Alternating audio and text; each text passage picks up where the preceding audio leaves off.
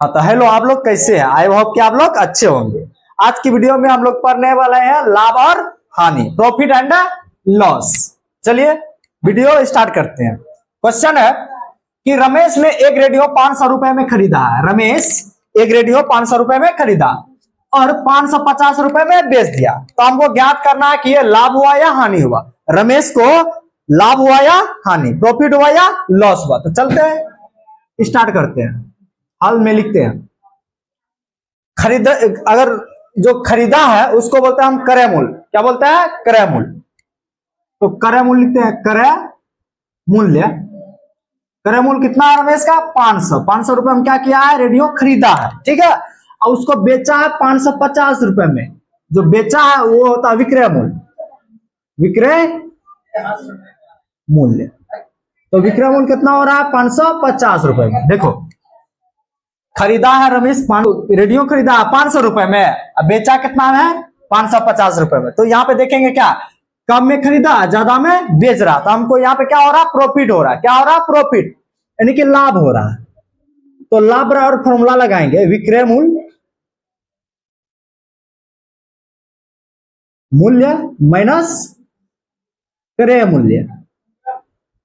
तो विक्रय मूल्य कितना है? 550। क्रय मूल्य कितना है? 500। माइनस करेंगे तो कितना आएगा? 550 में से 500 माइनस होगा तो 50, यानी कि प्रॉफिट कितना हुआ? प्रॉफिट 50 रुपए। रमेश को कितना हुआ? प्रॉफिट 50 रुपए हुआ, ठीक है। समझ में आ गया? चलिए अगला क्वेश्चन, 2 नंबर का क्वेश्चन में क्या है कि किसी वस्तु का क्रय मूल्य 250 रुपए। क्रय मूल्य मतलब क्या है? खरीदा है 250 रुपए में और विक्रय मूल्य 200 है।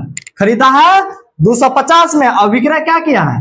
200 में। तो इसमें भी बताना है कि लाभ हो रहा है या हानि, प्रॉफिट हो रहा है या लॉस हो रहा है। तो चलते हैं हल में। तो क्रय मूल्य इसका लिख लेते हैं। क्रय मूल्य कितना है बाबू? 250 रुपए, ठीक है। और विक्रय मूल्य भी लिख लेते हैं इसमें। विक्रय मूल्य, विक्रय मूल्य कितना है? 200 रुपए है। कितना है?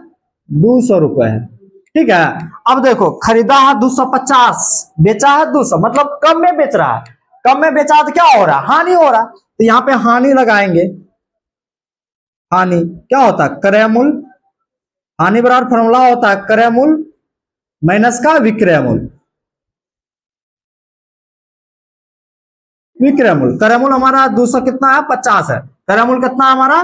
250। अब माइनस विक्रय मूल्य कितना है हमारा? 200। अगर माइनस करेंगे तो कितना आएगा? 50, यानी कि हानि, लॉस कितना हुआ रे? 50 रुपए, ठीक है। चलिए अगला फिर देखते हैं अगला क्वेश्चन। अब तक हम लोग 2 नंबर तक क्वेश्चन पढ़ लेते हैं। अब पढ़ने वाले हैं 3 नंबर क्वेश्चन। 3 नंबर में क्वेश्चन कहा है, एक आदमी ने 550 रुपए की एक साइकिल खरीदी, यानी कि क्रय मूल्य हुआ, ठीक है। वह साइकिल कितना रुपए में बेचे कि उसे 10% का लाभ हो, ठीक है।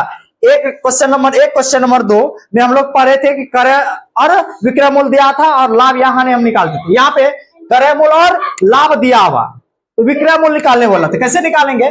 550 रुपए का 10% हम लोग लाभ निकालेंगे। जितना आएगा लाभ और क्रय मूल्य को क्या करेंगे? जोड़ देंगे, तो विक्रय मूल्य हमको पता चल जाएगा। तो चलिए हम लोग लिखते हैं कि क्रय मूल्य कितना है। क्रय मूल्य कितना है? 550 रुपए दिया हुआ है। क्रय मूल्य कितना है? 550 रुपए। और लाभ प्रतिशत कितना देके रखा है? लाभ प्रतिशत बराबर 10 रुपए, यानी कि 10%। तो लाभ हमको निकालना है। लाभ बराबर फॉर्मूला होता है क्रय मूल्य का 10%। क्रय मूल्य है 550, 550 का 10%। कैसे निकालेंगे 550 का 10%? आइए देखते हैं। 550 लिखेंगे का मतलब होता है गुना 10, 10 परसेंटेज मतलब क्या होता है? 100। अब बट्टे में होता है 100 इसका। चलिए एक शून्य यहां से, एक शून्य यहां से कट गया, एक शून्य यहां से, एक शून्य यहां से कट गया, मतलब ऊपर नीचे क्या होता है? कटता। बचा क्या? 55। 55 हमारा क्या बचा? लाभ बचा। क्या हुआ? 55 प्रॉफिट है, प्रॉफिट हुआ, ठीक है। बोला क्या है कि विक्रय मूल्य ज्ञात करें, कितना हम बेचा था। तो विक्रय मूल्य बराबर फॉर्मूला है विक्रय मूल्य बराबर क्रय मूल्य होता है प्लस का लाभ यानी कि प्रॉफिट।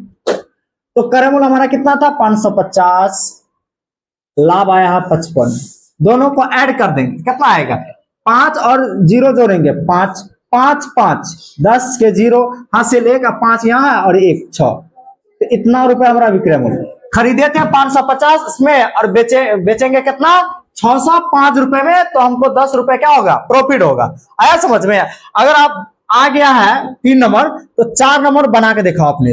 वही सेम है कि एक घड़ी साज घड़ी को 575 रुपए में बेचकर 15% का लाभ कमाता है। ठीक है, तो घड़ी का क्रय मूल्य ज्ञात करें। ठीक है, यहाँ विक्रय मूल्य दिया हुआ, क्रय मूल्य निकालना सेम होगा, उसमें क्रय मूल्य था तो विक्रय मूल्य निकाले हैं, इसमें विक्रय मूल्य दिया हुआ तो क्रय मूल्य निकाले, निकल जाएगा। निकाल के देखिए, नहीं निकलेगा तो हम बताएंगे।